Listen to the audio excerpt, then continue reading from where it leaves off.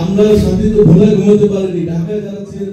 দেশের বর্তমান প্রেক্ষাপটে সম্প্রীতি ও শান্তি শৃঙ্খলা বজায় রাখতে প্রশাসন, সুশীল সমাজ, রাজনৈতিক নেতৃবৃন্দ ও সমন্বয়কারীদের সাথে মত বিনিময় সভা করেছে সাংবাদিকরা।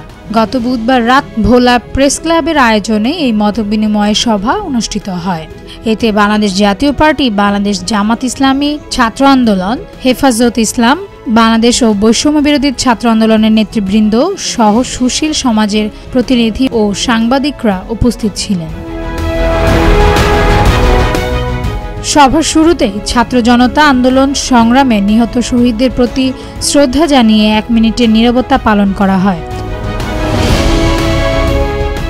ভোলা প্রেস ক্লাব সভাপতি নজরুল হক অনুর সভাপতিত্বে এ সময় বক্তারা বলেন, দীর্ঘ 17 বছরের আওয়ামী লীগের নির্যাতন জুলুমের হাত থেকে ছাত্র জনতার আন্দোলন সংগ্রামের মাধ্যমে আজ নতুন বাংলাদেশ সৃষ্টি হয়েছে।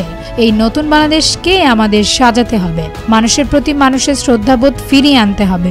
ছাত্র জনতার আন্দোলনে সকলের শহীদদের, খুনিদের বিচারের আওতা নিয়ে আসতে হবে।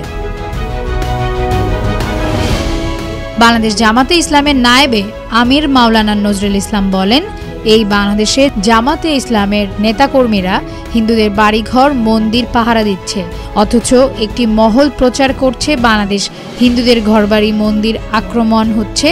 এই ধরনের ষড়যন্ত্রকারী আলোচনা বন্ধ করার আহ্বান জানান তিনি। আমরা বাংলাদেশের শান্তি প্রতিষ্ঠা করতে চাই।